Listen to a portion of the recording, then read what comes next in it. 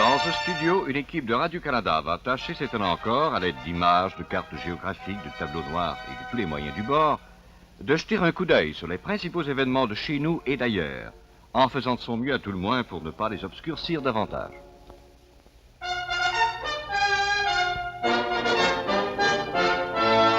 Et cette fois-ci encore, pour vous accompagner à travers ce labyrinthe hebdomadaire, voici René Lévesque. Bonsoir. Et aussitôt dit que fait, parce que tout de suite, si vous voulez, dès cette première émission, eh bien, on va sauter en effet à deux pieds joints, dans ce qui, pour nous, en tout cas, est un véritable labyrinthe, presque incompréhensible. Mais en même temps, c'est un des plus sérieux problèmes qui se posent dans le monde d'aujourd'hui et qui est en pleine actualité, parce que on peut dire que c'est le seul problème, le seul qui se pose d'une façon vraiment urgente dans ce pays que nous connaissons bien et où, il y a quelques jours, 80% des électeurs ont déposé littéralement tous les pouvoirs entre les mains du général de Gaulle. Ce problème, eh bien, c'est celui de l'Algérie. Et on peut dire que si au mois de juin, le général de Gaulle est revenu au pouvoir après 12 ans d'absence, et si, il y a quelques jours, le 28 septembre, on a voté si nombreux pour lui en France, c'est-à-dire pour lui garder encore pendant quelques mois des pouvoirs absolus, et pour lui donner ensuite aux élections qui viennent un État solide et stable, et dont lui-même demeurera l'arbitre suprême, comme on dit, eh bien avant tout, et là-dessus il n'y a pas de discussion en France en ce moment, tout le monde est d'accord, même les adversaires, avant tout, c'était pour qu'il trouve une solution et qu'il la fasse appliquer, et au besoin qu'il l'impose, à cette guerre d'Algérie qui dure depuis 4 ans. Cette guerre d'Algérie, qui il y a quelques semaines seulement, a franchi la Méditerranée et a débarqué, pour ainsi dire, dans la vieille France métropolitaine sous la forme du terrorisme le plus impitoyable, des attentats en pleine nuit, qui pour l'instant sont dirigés surtout sur les agents de police. Ce qui fait que dans ce pays, par ailleurs tranquille, étonnamment calme, eh bien, à tous les carrefours importants, en ce moment, on peut voir des images qui sont indiscutablement des images de la guerre d'Algérie. Entouré de gamins qui trouvent ça formidable. Désormais, monsieur l'agent de police, il est armé d'une mitraillette chargée, et qui, à certains soirs, dans certains quartiers, fait crépiter brusquement l'obscurité. L'obscurité de ces petites rues misérables, avec des taudis qui sont bien plus infects que ce que nous avons de pire chez nous, et où vivotent, en s'accrochant à quelques lambeaux miteux de leur Afrique, des milliers d'Algériens musulmans.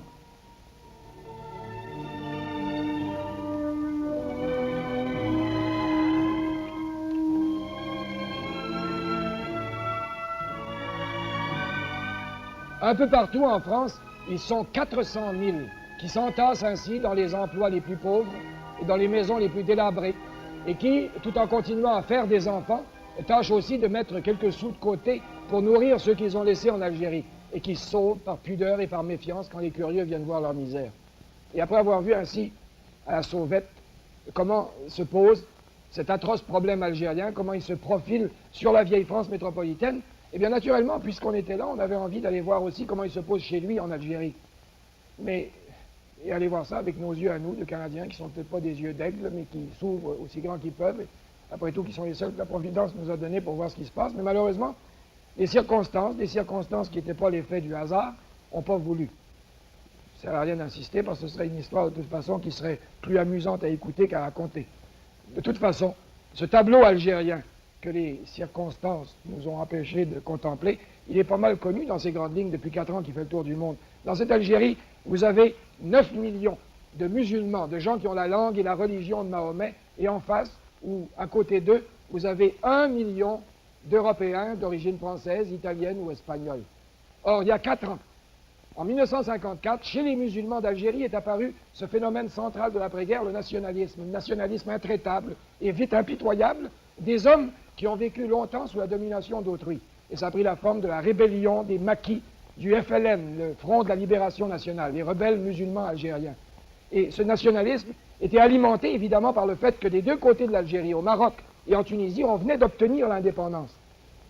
Et on est arrivé ainsi, après 3 ans et demi de guerre, à ce mois de mai, ce printemps dernier, alors que, parce qu'ils craignaient qu'à Paris, le gouvernement français, de guerre lasse, finisse par adopter la même solution pour l'Algérie que pour le Maroc et la Tunisie, eh bien, les Européens et au moins une partie de l'armée d'Algérie se sont soulevés. Et à Paris, le gouvernement est tombé, et avec lui la 4e République, et le général de Gaulle est revenu au pouvoir pour entendre proclamer à grands cris par ces Européens et ces militaires à Alger leur solution à la guerre d'Algérie, qui s'appelle l'intégration. Or, l'intégration, c'est un mot à 2 faces. Ça peut avoir un sens politique. Et alors, ça voudrait dire que désormais, vous auriez 45 millions d'Européens, 44 millions en France et 1 million en Algérie, qui voteraient en même temps et de la même façon qu'une minorité de 9 millions de musulmans. Et ce sens politique de l'intégration, c'est celui que préfèrent naturellement, c'est humain, les Européens d'Alger. Mais ça peut vouloir dire aussi intégration, et c'est justement le sens que le général de Gaulle vient de lui donner ces jours-ci, ça peut vouloir dire avant tout un phénomène social et économique, c'est-à-dire l'intégration en Algérie des deux communautés, les musulmans et les Européens. Ce qui reviendrait à dire d'élever le plus vite possible le niveau de vie des musulmans, dont la majorité sont dans la misère et l'ignorance, au même palier que celui des Européens.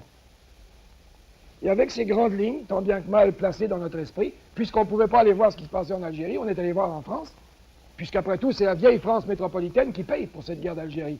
On est allé voir d'abord dans la rue ce qu'on en pense de cette guerre, au hasard, juste assez longtemps pour constater d'abord que, c'est pas unanime évidemment, que très souvent il y a des gens qui hésitent plutôt à se prononcer, ce qui se comprend, mais ce qui n'empêche pas qu'on rencontre aussi parfois des attitudes qui sont superbement catégoriques.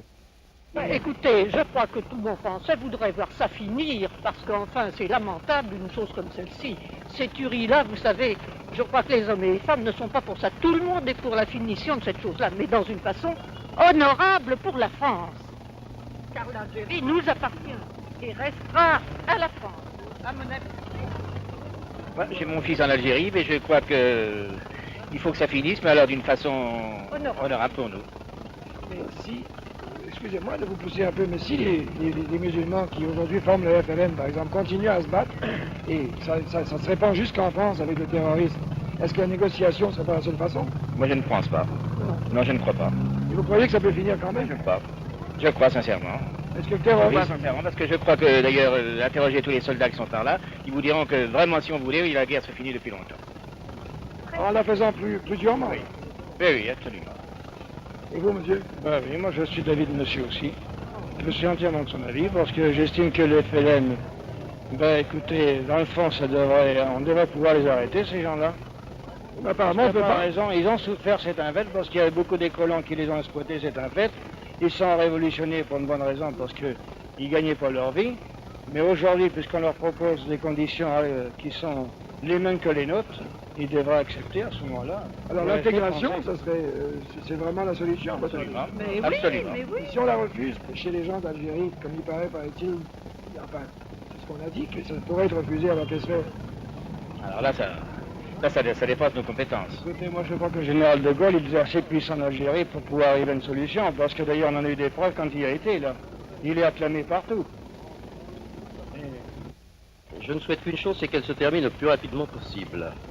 Mais je ne pense pas. Si on répond oui au référendum, la guerre d'Algérie se termine demain. Ah, je ne le pense pas. De toute façon, je crois que dans 5 ans, l'Algérie sera indépendante. Est-ce que ce sera acceptable? Nota bene, je ne fais pas partie du FLN. J'espère bien. Non, je ne fais pas partie. Mais je trouve qu'on a eu tort de laisser s'installer le FLN, justement. Il aurait fallu les écraser beaucoup plus tôt, ils étaient moins... Mais là, vous moins parlez du difficiles. passé, maintenant ils sont installés, qu'est-ce qu'on peut faire? Évidemment, c'est beaucoup plus difficile, mais j'espère qu'on y arrivera. Comment? En négociant? Ah, ça, alors là, ça dépasse mes compétences. Qu'est-ce que vous pensez de l'Algérie, même si c'est purement français, vous pourriez nous dire ça?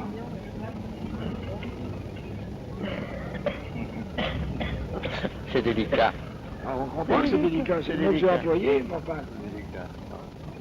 Comme vous êtes 40 millions à payer la casse, je suppose que vous avez une opinion. Ah, ben, maintenant, mieux que ça s'arrange. Mais comment? Voilà. Eh ben, comme avant. C'est-à-dire? Comme en 1900. Oh là là, mais est-ce qu'on peut retourner en 1900? Je ne suis pas d'accord que l'on dépense tant d'argent pour les territoires d'outre-mer, c'est-à-dire pour la guerre d'Algérie. Il faudrait cesser la guerre d'Algérie et donner l'indépendance au peuple algérien. Voilà. C'est curieux, parce qu'on Et nous n'entend dépend- parler que de présence française, d'Algérie française, et ici je rencontre des gens qui disent qu'on leur donne l'indépendance. Ça, je sais que le peuple n'est pas tout à fait d'accord. Non. Parmi les gens que vous Croyez-le pas. connaissez, Parmi les gens que je connais, il n'y en a pas beaucoup qui sont d'accord pour garder l'Algérie française. peut-être que oui, peut-être que non, mais ici en revanche, dans les campagnes riches et sereines, ou dans chaque paysage, vous avez des clochers qui jouent aux quatre coins. Dans ces petites villes et ces villages de province, où tout changement se fait à regret et comme à retardement, eh bien, l'Algérie française, c'est une chose dont on peut parler librement, et même joyeusement, comme de tout le reste, mais aussi une chose qui demeure en même temps indiscutable, une image qui est née à la petite école dans les coups de clairon du manuel d'histoire, et histoire ça rime avec gloire, une gloire qu'on a vue péricliter depuis 20 ans, terriblement. Une armée qui depuis 20 ans n'a subi que des humiliations alors qu'elle reste une association de gens de devoir, en avait plein les fesses. N'est-ce pas? Car c'est une battue qui ne mérite pas ça. Il y a même mieux que ça, c'est que pour des parents, des pères de famille, j'en fais partie, hein, et bien quand vous voyez leurs enfants, hein, pour défendre l'Algérie française, hein, ben, ils ont été contents quand ils ont vu ce coup-là, qu'ils ont dit, dans ce coup-là, on va peut-être avoir quelqu'un qui va les commander. C'était pour votre opinion? Si vous disiez un mot, par exemple, juste pour voir à ce point de vue-là, quel est votre sentiment, si vous disiez Suez et puis vous demandez ce que ça évoque pour vous. Eh bien, malheureusement, hein, c'est pour Suez, hein, ce qui est le plus regrettable, hein, ben, c'est qu'on les ait coupés au moment où c'était parti à bien faire, autrement on serait pas emmerdé en Afrique du Nord. Et justement, parce que le général de Gaulle, enfin, c'est ce poignet vigoureux et vainqueur qu'on a espéré si longtemps, on a déchiré ou effacé toutes les affiches qui osent lui dire non au référendum. Et au nom de ses administrés, qui se promènent tranquillement dans des rues paisibles, Monsieur le maire s'est chargé de nous traduire un sentiment qui s'explique tout seul quand on sait ceci. Nous avons en permanence 12 à 15 familles ayant des enfants en Algérie. Ah, parce qu'il se relaie, il est rappelé. Ah évidemment. oui, rappelé, oui. Et quel est le sentiment, en général? Est-ce qu'on voit une issue? D'issue par l'armée, par la force, on ne voit pas d'issue. Il faudrait avoir d'autres lumières que celles que le simple homme de la rue en a pour savoir quelle est la vraie solution. Enfin, une sorte de négociation, vous dites, si c'est pas par la guerre, avec quelqu'un. On semble croire, d'après les informations que nous avons, qu'il y a réellement une très grande majorité de musulmans qui sont sympathiques à la France, ils ne demandent qu'à rester en association avec la France, en collaboration avec la France. Et que ceux qui les fait la gale, qui sont révoltés, qui n'admettent pas que la France reste en Algérie et que l'Algérie soit rattachée à la France, c'est une infime minorité. Il ne règne à l'heure actuelle que par la force et par les moyens qu'on connaît de sauvagerie, d'assassinat. Et vis-à-vis de ça, il y a des parents en France, en province, qui, si ça continue, parleront évidemment à leur tour, comme cette dame. Oui, oui aussi, bien sûr, moi j'ai un fils qui... Vous avez un fils? Oui, qui est militaire, il est dans les parachutistes aussi. Qui est là-bas? Il n'est pas encore là-bas, il a 10 mois, 11 mois de fait, il est à Pau actuellement et il pense faire les 14 mois en France et ensuite partir en Algérie, bien entendu. Les fameux parachutistes, il y en a qui ne jurent que par eux, il y en a d'autres qui les inquiètent beaucoup. Ah oui, bien sûr. En Algérie, je crois qu'on les aime beaucoup, les parachutistes. Moi, j'ai eu l'occasion de parler avec des Algériens. Je crois Comment voyez-vous la solution, puisque vous êtes très prête, ça, de la guerre d'Algérie? J'en vois pas beaucoup, moi. Vous voyez pas? Je sais pas, c'est difficile. Hein. Ceux qui parlent d'indépendance de l'Algérie ou ceux qui parlent pas d'indépendance du tout, qu'est-ce que vous choisiriez là-dedans aussi? D'instinct, on fait toujours un choix. C'est difficile à venir à bout de ces gens-là, là-bas, vous savez, c'est une... Ces gens-là sont quand même ceux à qui on promet ce qu'on appelle l'intégration. Mais si l'intégration, ça devait vouloir dire l'égalité, alors évidemment, pour 1 million d'Européens, ce serait la fin d'une situation privilégiée. Et il paraît déjà que bon nombre d'entre eux ne seraient pas très enthousiastes. Si on allait voir maintenant, si vous voulez, ce que pense à ce sujet un homme qui est un partisan convaincu du général de Gaulle, mais qui en même temps a gardé cette qualité qui après tout est bien française, qui est de penser par lui-même, M. Thierry Monnier, en lui demandant est-ce que les Européens d'Algérie, certains en tout cas, n'hésiteraient pas beaucoup devant une intégration synonyme d'égalité? Bien sûr, mais enfin, l'idée d'intégration les a quand même contraints, peut-être non sans réserve profonde chez certains d'entre eux, à accepter solennellement cette idée d'égalité et à la mettre en pratique, puisqu'elle est mise en pratique dès le référendum sans opposition, ce qui aurait été inconcevable il y a seulement 2 ans ou 1 an. Et là-dessus, vous avez quand même face à vous on ne sait pas, je crois bien que personne ne sait exactement quelle est la proportion pour l'instant des musulmans qui sont pour ci ou pour ça, mais vous avez un groupe qui lui est terriblement défini, c'est le FLN, ou enfin ceux qui sont près de lui, qui sont des terroristes, qui sont une sorte de maquis, comme on en a vu au XXe siècle assez. c'est-à-dire une minorité agissante. Oui, mais comment peut-on, enfin l'expérience a semblé prouver que les maquis, ils peuvent durer aussi longtemps qu'ils ont des hommes, et qu'ils peuvent en recruter. Comment peut-on résoudre ce problème-là? Je crois que le problème ne peut être que le problème des maquis algériens, ou du FLN, a été entretenu, et là nous en revenons au début de notre débat, de notre conversation, par l'idée permanente qui existait chez les chefs du FLN que ce qui ne pouvait pas être réalisé immédiatement pourrait l'être à la faveur d'une prochaine crise gouvernementale française, à cause de cette impression de stabilité. À partir du moment où une politique française sera définie, si elle est définie, non plus pour les 3 mois à venir, mais pour des années à venir, je ne suis pas sûr que cette intransigeance du FLN puisse être maintenue, car il n'est pas facile de dire à des combattants du maquis qu'ils sont encore dans le maquis, peut-être pour des années. Est-ce que vous voyez leur intransigeance diminuant, des négociations possibles avec eux? Je ne crois pas beaucoup aux négociations avec le FLN proprement dit, parce qu'il ne représente qu'une partie, difficile à évaluer d'ailleurs, de la population musulmane, et qu'en le désignant comme le représentant de la totalité de la population musulmane, en faisant le représentant de la population musulmane, c'est nous-mêmes qui masserions la population musulmane derrière lui. Alors finalement, je crois que vous voyez la réponse quand même dans la politique française, mais à condition qu'elle soit suffisamment efficace et suivie, et, je sais pas moi, libérale, si vous voulez, pour enlever son attrait. Suffisamment efficace, suffisamment suivi, suffisamment libéral, mais, et je dirais peut-être surtout, défini dès maintenant en termes catégoriques. Et qu'il soit bien entendu que nous n'en changerons pas.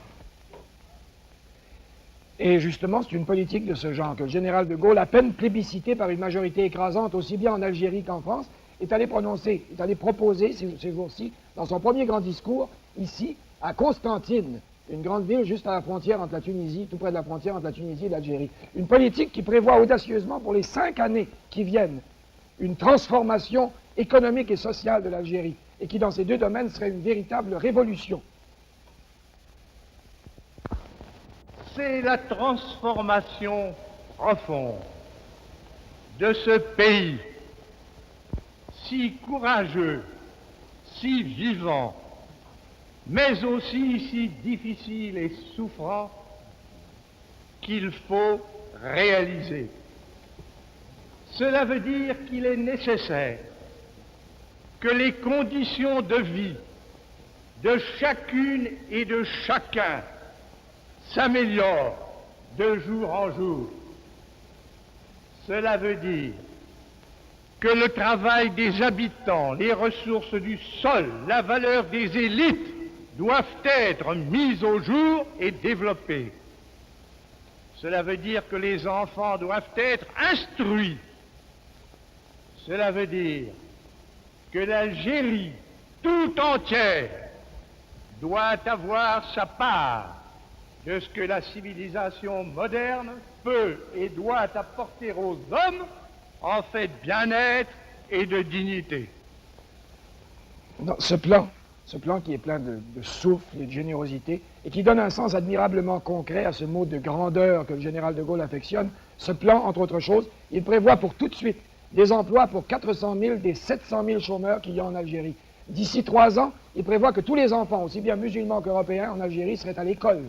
Et d'ici 5 ans, qu'un dixième au moins de tous les emplois administratifs, aussi bien en France qu'en Algérie, seraient détenus par des musulmans. Seulement, l'autre jour, à Constantine, on a vu des Européens très éminents se détourner et s'en aller avant la fin du discours. Ces hommes très actifs et très influents, qu'on appelle les ultras algériens. Et nous, eh bien, à Paris, à un homme qui, dans le plus indépendant des quotidiens français, qui s'appelle Le Monde, un homme qui analyse dans ce journal les problèmes du jour avec une objectivité qui ne lui permet jamais d'oublier les obstacles, à Jacques Fauvet, on est allé demander justement sa définition d'un ultra algérien. Oh, un ultra, c'est simple, c'est un homme pour qui il n'y a pas de problème, étant donné qu'il n'accepte aucune autre solution que le statu quo. Le statu quo en Algérie. C'est-à-dire en réalité l'inégalité entre les 2 communautés, et c'est-à-dire en fait la domination de l'élément européen sur l'élément musulman. Maintenant, juste en passant, ça m'amène à une question. Pourquoi ces gens-là se sont-ils jetés à corps perdu alors dans ce qu'on appelle l'intégration, qui voudrait dire l'égalité? Eh bien, pour eux, enfin, à première vue, qui a l'air de vouloir dire égalité. C'est là évidemment la grande équivoque du mot intégration. lorsqu'ils pensent à intégration, les ultras ne pensent qu'à l'intégration de l'Algérie à la France, c'est-à-dire le rattachement de la France à l'Algérie. Mais ce qui n'est pas fait depuis 100 ans, ça, les départements et tout ça. Oui, c'est si peu fait quand même que la question se pose. Qu'il y a actuellement encore un gouvernement général d'Algérie, il n'y a pas un gouvernement général de Bretagne. Enfin, en réalité, et c'est évidemment la source de toutes nos difficultés, et peut-être même la cause de la guerre, en 100 ans ou presque, on n'a rien fait en Algérie. On est arrivé, on l'a occupé, on l'a organisé, puis on s'est endormi. Et c'est seulement à partir de 1954 qu'on a découvert que l'Algérie n'avait pas, sauf peut-être dans les villes, suivi l'évolution contemporaine. Et toutes les difficultés viennent de là. Seulement, les ultras ont le sentiment que la moindre concession faite engage sur la voie de l'abandon. Que d'une légère concession on passe à une concession plus lourde, et que de concession en concession, on arriverait à l'abandon. D'autant plus qu'ils savent tout de même compter. Et si aujourd'hui l'intégration est encore possible, enfin théoriquement possible, il est bien certain que dans une génération, lorsqu'il y aura 14 millions de musulmans et toujours ou presque 1 million de Français, on pourra difficilement maintenir que l'Algérie est comparable à la France. Mais l'intégration signifiant, enfin comme on l'a dit par exemple, Algérie égale Bretagne ou égale Auvergne, ça voudrait dire aussi 100, et à mesure que la natalité monte, 125 ou 150 députés musulmans arabes dans votre Parlement, est-ce que c'est humainement concevable? Ben, ça ne paraît pas concevable du tout. C'est d'ailleurs pourquoi le général de Gaulle est hostile à l'intégration. Je disais tout à l'heure, il a des intentions libérales. Il a simplement des intentions, c'est simplement un homme intelligent. Il se rend parfaitement compte que l'intégration, comme l'entendent les ultras, est impossible. Et c'est pourquoi il se refuse à prononcer le mot. Parce qu'à partir du moment où il aurait prononcé le mot, il serait engagé. De même qu'il refuse de prononcer le mot indépendance. Alors, cette vérité de la palisse apparente qu'il a dit l'autre jour, les musulmans sont des musulmans, ça implique qu'au fond, il reconnaît que l'Algérie et la France, c'est deux choses. Observez d'ailleurs qu'il me dit toujours les Algériens ou l'Algérie. Il ne dit pas les Français ou les musulmans d'Algérie. Il dit, et cet après-midi encore, il a dit que la France serait avec l'Algérie et l'Algérie serait avec la France. Il fait donc dans son esprit une distinction bien nette entre la France et l'Algérie. Mais si le général de Gaulle parvient à neutraliser la résistance que sa politique pourrait susciter chez les Européens d'Algérie, il lui restera encore à gagner chez les musulmans d'Algérie, ceux qui, au fond d'eux-mêmes, ne se contentent pas d'une simple distinction entre l'Algérie et la France, mais qui rêvent encore d'indépendance. Et de ces gens-là, il y en aurait, paraît-il, et très nombreux, parmi ces millions qui ont voté oui au général de Gaulle le 28 septembre. En tout cas, c'est ce que soutient une femme qui est une gaulliste enthousiaste, mais qui est aussi une autorité reconnue et respectée de tous sur les problèmes algériens, Madame Germaine Tillon. En réalité, à partir du moment où il y a une aspiration profonde vers une indépendance politique, à ce moment-là, l'intégration devient impossible. Or, c'est ça qui se produit. Est-ce qu'elle est profonde, justement? Vous les avez connus, vous avez évoqué récemment ce jeune du FLN que vous avez rencontré, par exemple, à Alger. Et c'était un jeune, mais c'était aussi le chef de toute la région d'Alger. En réalité, cette aspiration vers l'indépendance, chez les uns, elle est très profonde, ceux qui sont les membres actifs du FLN. Mais chez d'autres, elle est plutôt une solidarité avec eux qu'une aspiration commune. Par exemple, la famille en Algérie est une famille très forte, très vigoureuse et très nombreuse. Moi, je connais des quantités de familles algériennes. Et je ne connais pas de famille dans lesquelles il n'y a pas un membre qui est du FLN, et même quelquefois un membre qui est dans le sens contraire du FLN. Alors tout le reste de la famille se trouve non pas partagé, c'est très rare, il se trouve surtout du côté de la victime. Par exemple, si vous avez une famille où il y a le père qui a été victime du FLN, vous verrez une famille entière qui virera contre le FLN. C'est un peu comme à l'oriental, quoi. La famille, avant tout, est solidaire. C'est l'unité essentielle. Mais non, c'est pas l'unité essentielle, car actuellement, il y a aussi une aspiration nationale. Il y a une aspiration vers une unité, vers une communauté. Alors, comment expliquez-vous le vote de 97%? Est-ce qu'il voudrait dire simplement que les musulmans ont voté oui parce qu'ils espèrent que De Gaulle va leur donner l'indépendance? Mais oui, pourquoi pas? Ah bon? C'est sûr, vous pouvez être sûr qu'il y en a une grande partie qui ont pensé ça. Mais évidemment, s'ils ont pensé ça, ils sont obligés de déchanter maintenant, puisque l'autre jour à Constantine, le général de Gaulle a promis l'égalité, mais pas l'indépendance. Et alors, ceux qu'on appelle le FLN ou les Fellaga, les combattants du maquis rebelle, qui sont soutenus et armés par tout le reste du monde arabe et qui viennent de former il y a quelques jours un gouvernement en exil au Caire, en jurant de combattre jusqu'à l'indépendance, quelle sera maintenant leur réponse à une politique généreuse de fraternité, mais sans l'indépendance? Quelle sera leur réponse à cet appel à la fois logique et passionné qui leur a été adressé directement? Je leur dis à ceux-là, pourquoi tuer? Il faut faire vivre. Pourquoi détruire? Le devoir est de construire. Pourquoi haïr? Il s'agit de coopérer.